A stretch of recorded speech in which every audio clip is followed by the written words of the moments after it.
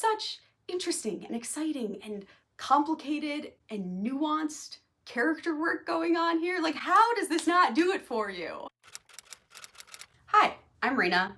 Welcome back to another episode of my literary analysis of Epic the Musical by Jorge Rivera-Herrans. Today we're diving into the Ocean Saga, and I am so excited because I love this saga. Even though we do run into our fair share of immortals and all of the problems they bring with them, this is a saga that is defined by very human, very interpersonal conflict. If you haven't seen the first two videos in this series, you are more than welcome to stay, but we are going to be referring back to some of the themes and through lines that we started talking about earlier. So if you want the full breadth of the discussion, you could go watch those and then come join us here afterwards. If you have seen those first two videos, you know that I started including some clips from animatics in my discussion about the Cyclops saga so that we could hear some of the music as we talked about it. In that video, I just put the credits on the screen because, honestly, I didn't have a plan for how I was going to do that when I was recording it. I was just figuring it out while I was editing. So this time, let me say properly that we are going to be borrowing from Jimena Notzel's Storm, Crashite's Luck Runs Out, Gigi's Keep Your Friends Close, and Gigi's Ruthlessness. Again, I'm going to put all of the links in the description. I know you've probably already seen them. Go watch them again.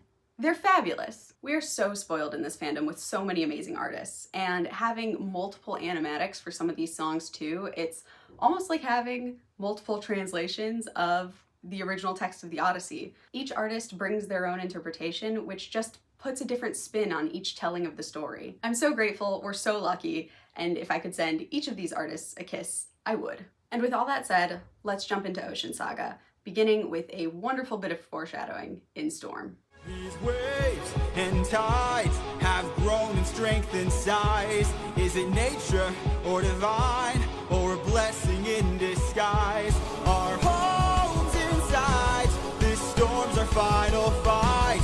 There's no time to die. Comrades, sir, brace for a storm.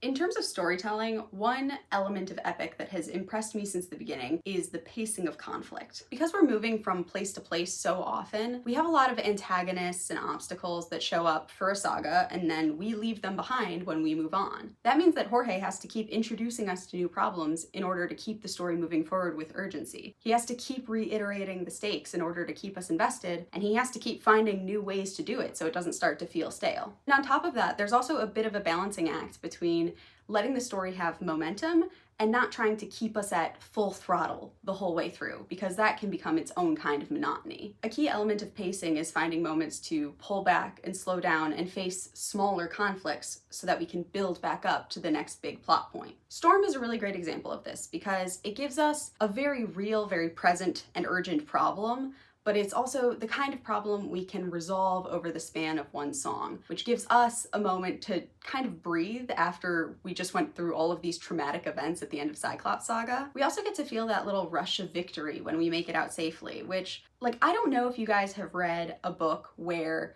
it feels like the protagonist just loses and loses and loses until the very end, but I find that style of storytelling exhausting. Having this kind of smaller scale conflict and smaller scale victory is a great way to give us as the audience room to breathe without actually resolving any of our main issues. In fact, this victory is going to lead us directly into our next set of problems, which is a great way to find that ebb and flow in the pacing while still maintaining some great momentum throughout the story. And on top of all of that, we're getting tons of foreshadowing about several of our next major points of conflict. We don't see him yet, but Poseidon is in the room with us, and we also get a bit of insight into Odysseus's internal conflict, as well as the upcoming interpersonal conflict. Captain, we will capsize with these waves, our fleet will fail. Have them follow my ship, I'll ensure that we prevail. Storm! We're taking too much damage to survive. We'll beat this storm!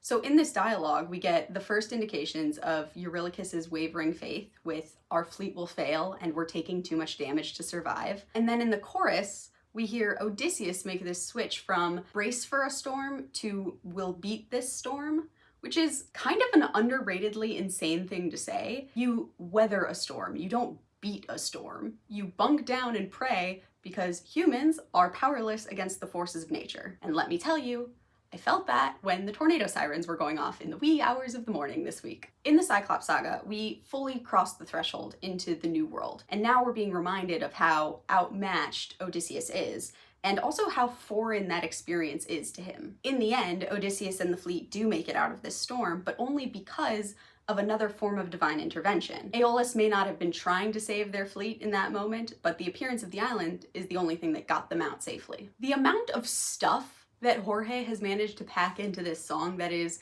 not that long and also largely transitional is genuinely astonishing. And then I think it's worth noting that when they do see the island, Odysseus pivots pretty quickly. When he was talking to Eurylochus and the crew, he was sounding really confident that they could make it through. He was saying, "I'll ensure that we prevail." But obviously he didn't have that much faith because he doesn't try to push them through, even with Ithaca in sight. He allows them to be pulled off course by tethering themselves to the island, and pretty significantly so, given that it takes at least 9 days to backtrack back towards Ithaca. Now, a good leader knows when to pivot and knows when to concede to the safer option, and there's no shame in that. Additionally, his confidence in this song, even if it is contrived, is important for the crew, because nothing is gonna sow chaos faster than the leader showing uncertainty or fear. But at the same time, I do think it reminds us as the audience that Odysseus doesn't always mean what he says, and he will put up a front for the sake of his crew and maintaining his credibility as a leader. And the placement of this reminder gives us a lot of important information going into Luck Runs Out. Before we dive into this song,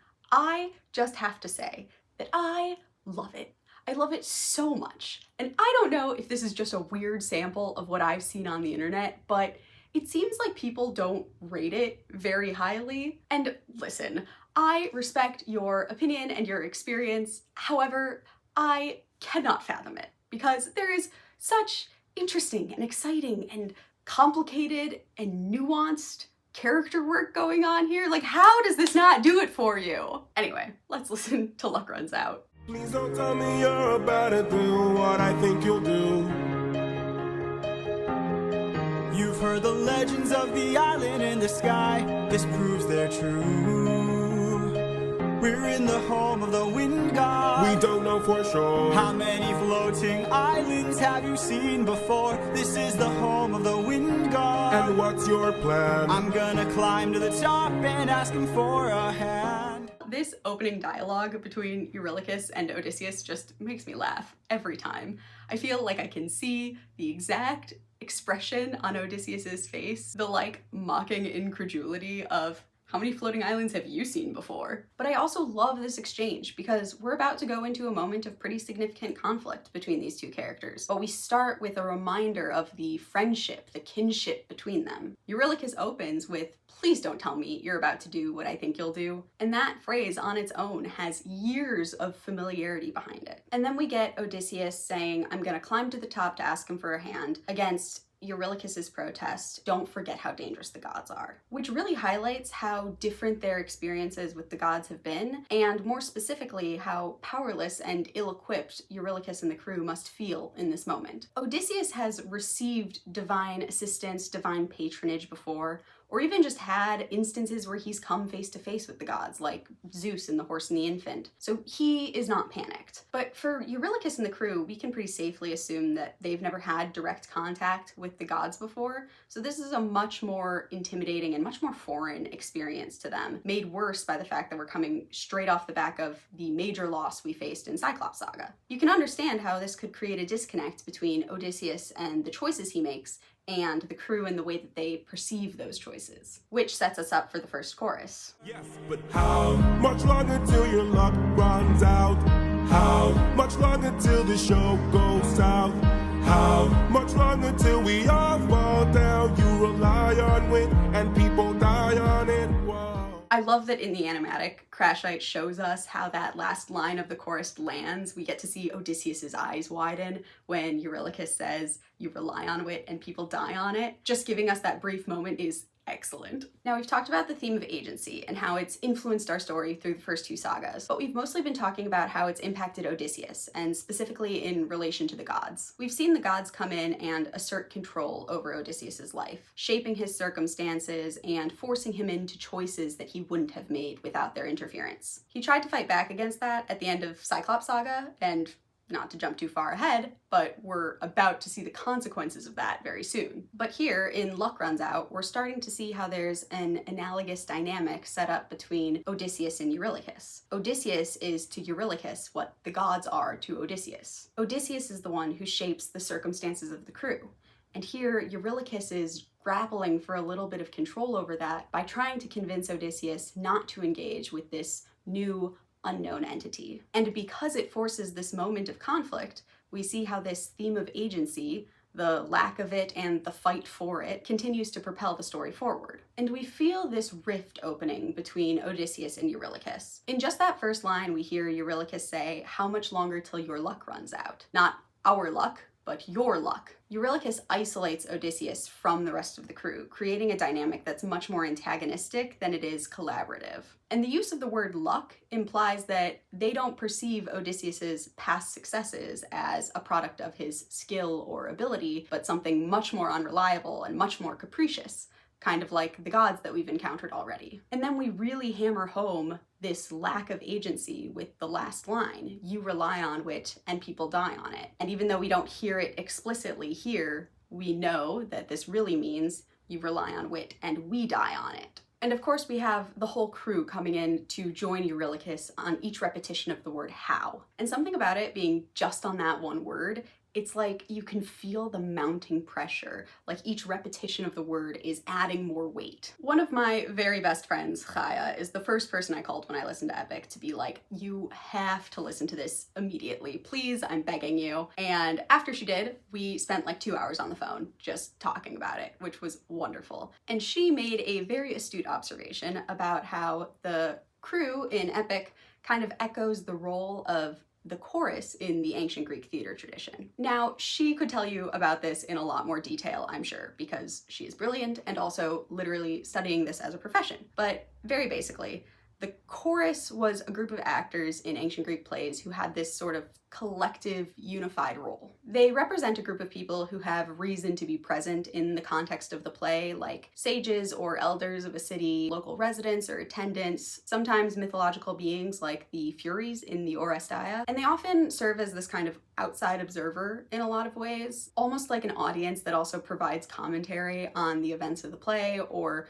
provides context for things that happen off stage, but they aren't passive. And I think that's what maybe sometimes people miss when they're discussing the role of the chorus in these plays. The chorus is a character that has its own feelings and motivations, and they can drive the drama of the play and intervene on behalf of other characters. Now, I have to include a small disclaimer for the sake of completeness or precision. The Odyssey wasn't a play per se, and a lot of the big famous plays that come to mind when we think of ancient Greece were written centuries after the Odyssey. But it's not like these theater conventions sprung fully formed from the mind of Aeschylus or whatever. They developed from much older traditions. So even though these bodies of work are not entirely contemporary, the comparison is also not entirely anachronistic. But to the point, thinking about the crew in this context has made me better appreciate the role they play and the power they have in Epic. On the most basic level, the crew does give us some insight into how they consider this conflict between Odysseus and Eurylochus. With Odysseus as our protagonist, it can be easy to get swept up in his motivations and desires. And without this reality check from the crew, it would be maybe too easy to view Eurylochus as just an annoying antagonist getting in the way in this moment. And in fact, that's probably a lot closer to how Eurylochus is portrayed in the Odyssey. But having the crew come in to back Eurylochus in this moment, showing us that they're on his side, forces us as the audience to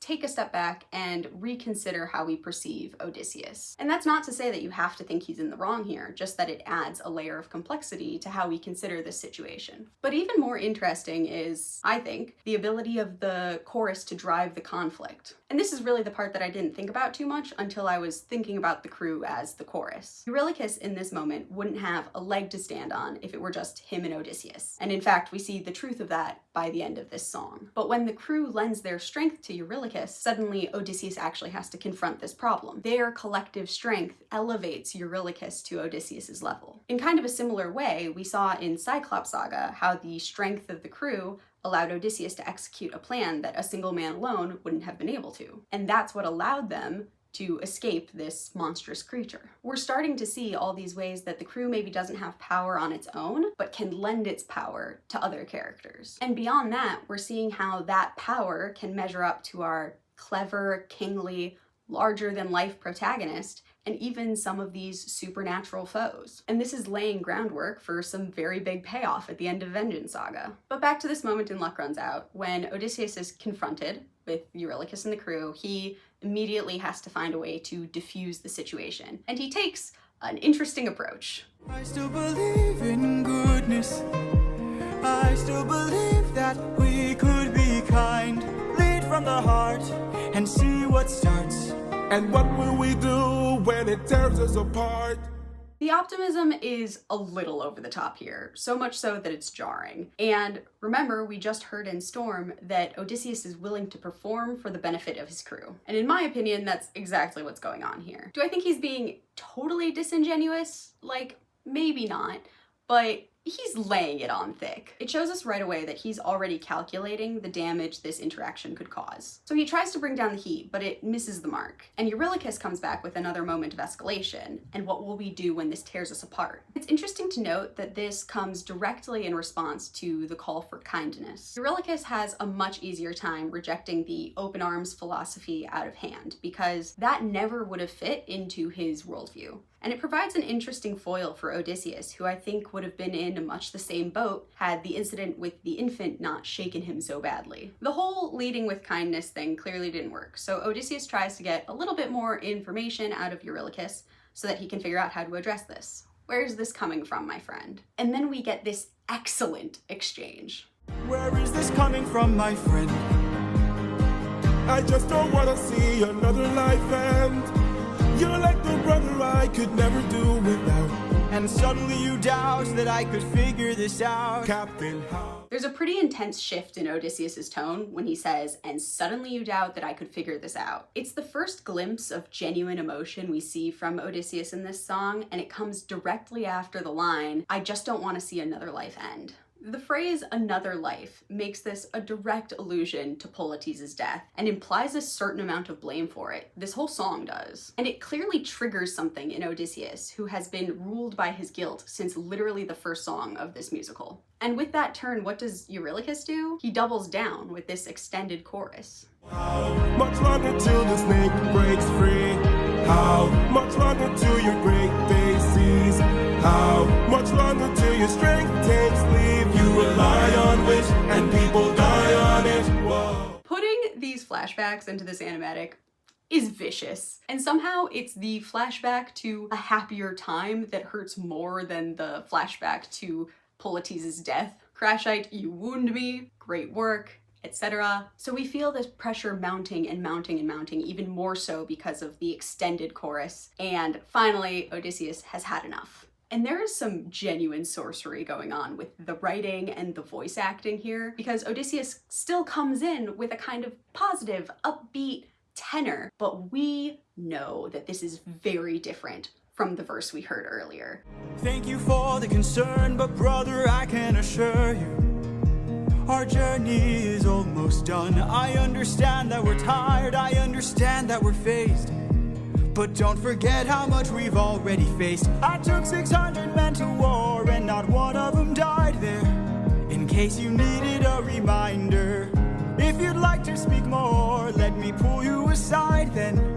I need to talk to you in private. I mean, the voice acting here, even without the animatic, you can see Odysseus's little politician smile as he addresses the crew, the cheeky little barb on "in case you needed a reminder," and the way the mask starts to slip on "I need to talk to you in private." And then we finish it out with Odysseus really putting his foot down. But just as we were saying when we were discussing the power of the crew, He can only do that once he has Eurylochus alone. Now I know some people pull back from Odysseus in this moment, and I get it. This is pretty abrasive and it maybe sounds a little tyrannical, but I think it's important to remember some of the context around this moment. Odysseus is right to be concerned. This crew has had a rough go of it. They lost some men to the Cyclops, but even before that, there was the food shortage, which is prime mutiny fodder. And before that, they were at Troy for 10 years. They have reason to be dissatisfied, and no one would fault them for that. But anyone making a long voyage by ship has to be concerned about mutiny, which can be deadly not only for the captain and the leadership, but for the whole crew. And Odysseus is clearly aware of the stakes because he finishes his reprimand to Eurylochus by saying, "Or we'll all die in this." Not just him as the captain, but all of them. Now, is that a little bit of Odysseus's pridefulness coming through because he thinks he's the only one who can get them through safely? Yeah, probably. But also we've seen no evidence to this point that would disprove that assessment. So honestly, it is in everyone's best interest to make sure their leadership corps is presenting a united front and they're not creating more problems for themselves. And if they can do that, if their leadership can present a united front, they'll be home in a jiffy. Now, we're gonna get to the windbag very shortly, but one last thing about this that is worth mentioning is that Odysseus does tear into Eurylochus, and that can seem a little bit harsh, but Eurylochus really should have known better. The fact of the matter is that Eurylochus was having some big feelings and he wanted to influence Odysseus's decision, but I don't believe that he was maliciously trying to sow discontent with the crew. But we already know that Eurylochus has no impulse control, and he doesn't always think things through to their conclusion. And honestly, if he were the kind of person who could wait for a private moment to have this conversation, he wouldn't be the kind of person who would open the windbag. Now, this transition between luck runs out and keep your friends close is kind of clever because it makes us feel like we've put a pin in the interpersonal conflict and now we get to go meet the wind god. But this whole song, even as we step back into all the magical, mystical, fun stuff, is all about the ongoing interpersonal conflict. I mean, the song is called Keep Your Friends Close. Great wind god Aeolus, I don't know if you know this, but our path to home is blocked by an impenetrable storm. I ask for your assistance so we at last can go the distance. Can you cast the perfect winds for us and aid our journey home? So we flip from this conversation with Eurylochus, where Odysseus was in a position of power, to this conversation with Aeolus, where he is having to make an appeal for help. And having it back to back like this pulls these power dynamics into sharp relief. And then we have Aeolus propose this game. And games and trades and bargains really becomes this strong motif in epic. We get our first tastes of it with the conversation with Zeus in The Horse and the Infant, and even the trade that Odysseus tries to broker with Polyphemus in the Cyclops saga. But this is where it really starts to become clear what this is and how this works. In this case, we're handing Odysseus the tool of his destruction. Aeolus doesn't have to give him the windbag. If the storm is trapped, then Aeolus could just hold on to the bag and send him on his merry way. But of course, the god's MO has never been to help humans. It has been to give them enough rope and see what they do with it. The games we see in Epic are this pretense of agency, because the game is rigged and the house always wins. Now, like I said before, we're up here with Aeolus and the Winions, but this is really still about the conflict between Odysseus and Eurylochus, and we are reminded of that in the chorus. Keep your friends close and your enemies closer. Never really know who you can trust. If they wanna get the bag open, you gotta say no, sir. Sometimes killing is a must. What? Cause the end always justifies the means. Friends turn to foes in rivalry. So keep your friends close and your enemies closer.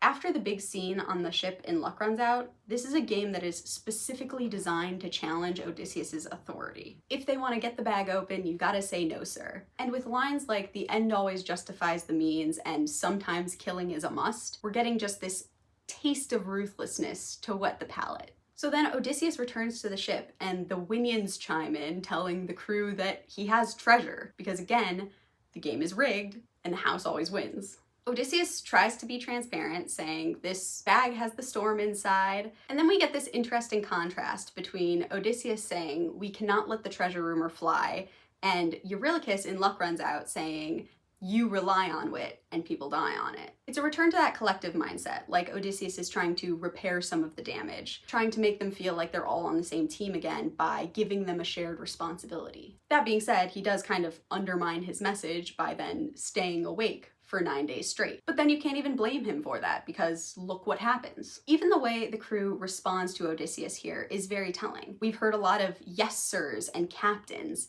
and here we get this lukewarm "will try." Their confidence in him has been shaken, and that's further proven to us when, in the next chorus, the crew is the one singing "never really know who you can trust." And the line that was "friends turn to foes in rivalries" in the first chorus becomes "everything's changed since Polites," giving us the reason that this shift is happening. And it sort of retroactively gives us some insight into luck runs out. When Odysseus tries to give them this overly optimistic version of himself, he kind of fails that deception check, if you will, because they already know that something's been super off about him since his friend died. All of this just shows that the game Aeolus proposed was one they were never going to win. Now, Odysseus is a smart guy, and he knows that there's tension here, so he tries to do it all himself.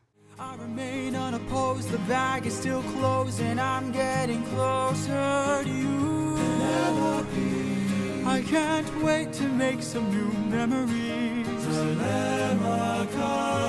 Time for me to be the father I never was. Just keep your eyes open.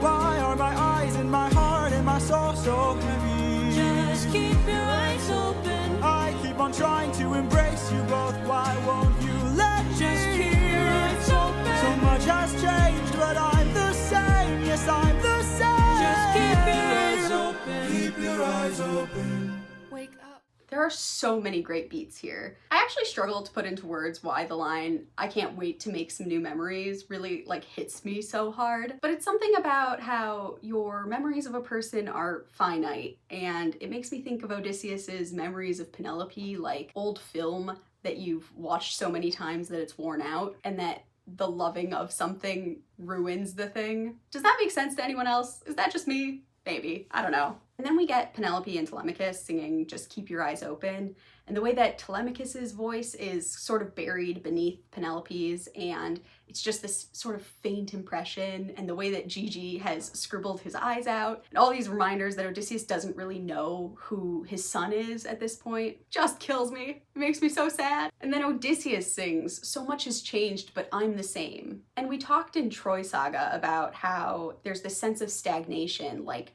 the war is this moment in time that the men have been frozen in, while the world kind of moved on without them. Odysseus wants to go home as the same person because there's safety and security in knowing that that version of you is loved and wanted and fits into the life that you left behind. But of course, that life doesn't actually exist anymore. And though he doesn't know it yet, the person that he is the cost he's gonna have to pay to get home. This dream of going back to the same place as the same person is part of the sacrifice to become the monster. And then, to cap it all off, this last "keep your eyes open" is not sung by Penelope and Telemachus. It's sung by the crew. We just talked about Eurylochus, the man with no impulse control, feeling like he doesn't have any agency in his life. And to me, having the crew join in on this refrain, it's almost like them saying, we know we won't be able to resist, even if it's to our detriment. And it's just another instance of reinforcing the idea that the crew would not be able to make it through this without Odysseus. They're just not equipped for it.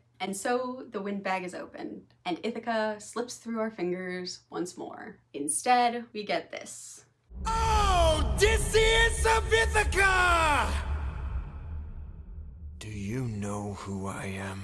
You know when something is so good, it's genuinely a little gross? When Steven Rodriguez comes in with that gravel in his voice, you gotta make an ugly face about it.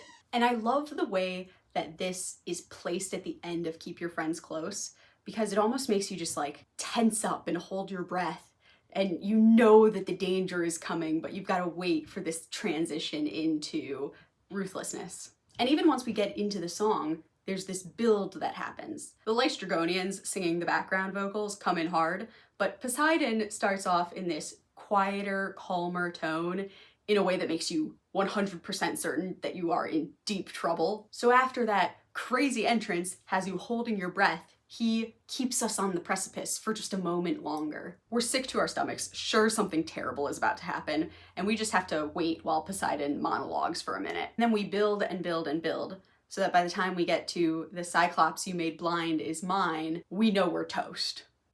I'm left without a choice and without a doubt. Yes, the Fagles are swimming with the shark now. I gotta make you bleed, I need to see you drown. But before you go, I need to make you learn how ruthlessness is mercy upon ourselves. Ruthlessness is mercy upon ourselves. Ruthlessness is mercy upon ourselves. The line, "the pack of wolves is swimming with the shark now," goes so hard. Goodness gracious. But then we hear for the very first time, ruthlessness is mercy.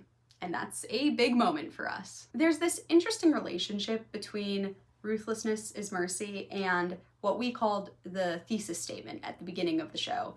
Deep down, I would trade the world to see my son and wife. When Odysseus first sang that line in Just a Man, he believed it was true. But that was before we crossed the threshold into this new world of gods and monsters.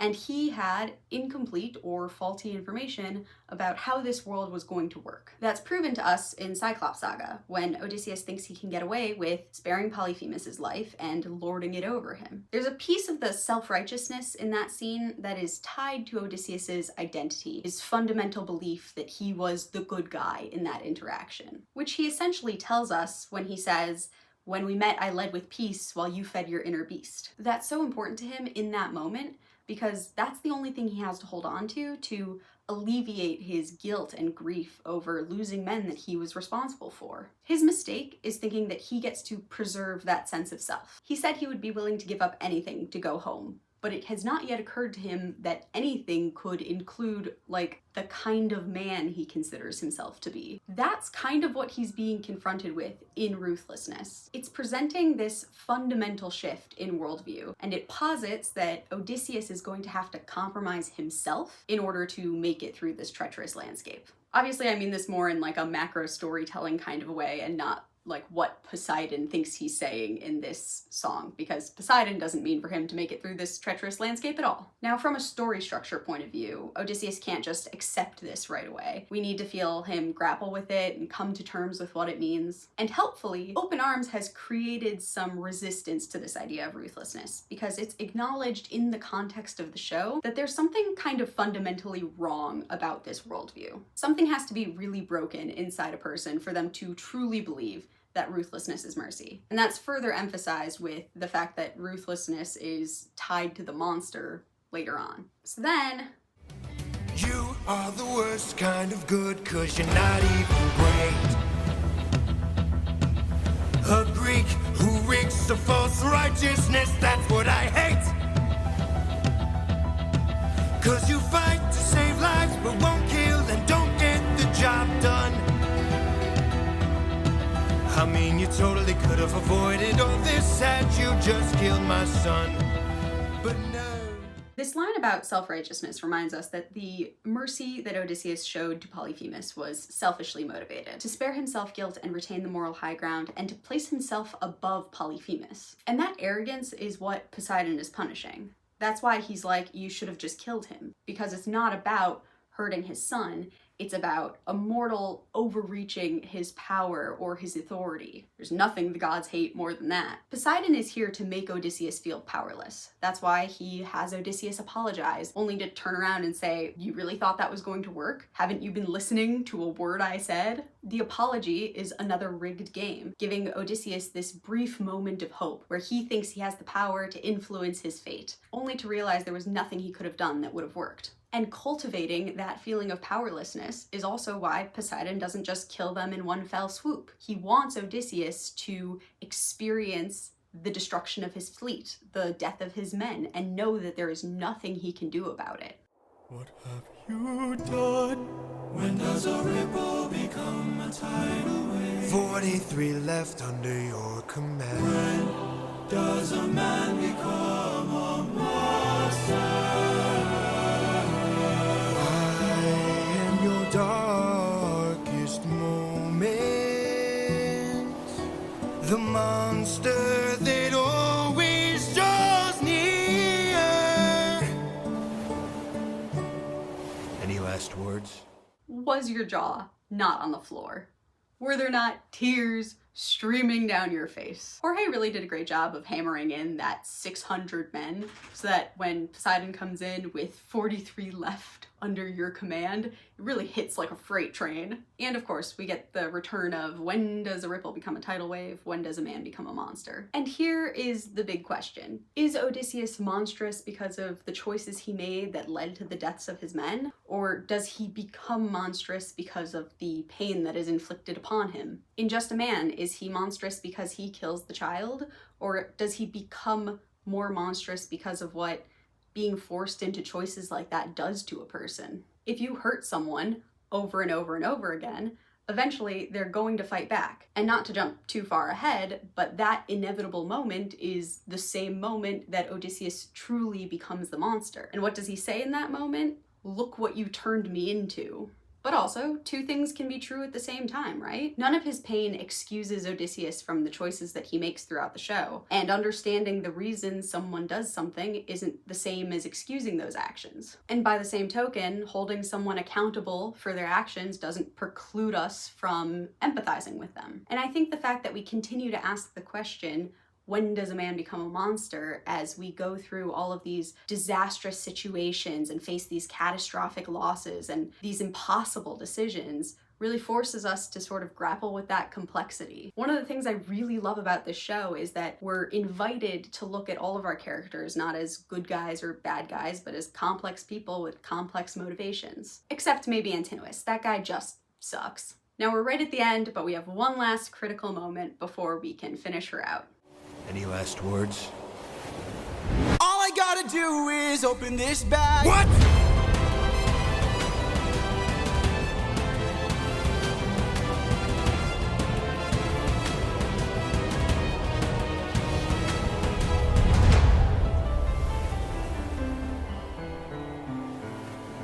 Remember me. We see Odysseus once again able to extract himself from a perilous situation, but only through the grace of opposing divine intervention, though once again passive on the part of Aeolus, which does seem to be her specialty. And we finish with this dark, ominous remember me that's gonna loom over us as we head into the next saga. And that's all I have for you on Ocean Saga. I have been recording this for a very long time. It has gotten dark outside, so if the lighting has changed a bunch, that would be why. So I guess it's time to wrap it up. Thank you so much for watching. As always, I would love to hear your thoughts on any and all things Ocean Saga. I really do love this saga. It's such a good blend of like getting to explore this fantastical world and also having these crazy, intense action sequences and also having really complex and interesting character arcs developing. And that is when my phone died. So time to wrap it up for real now. I hope you enjoyed this video, and I hope you will stay tuned for the next one when we dive into Circe Saga. I'll see you there. Hermes!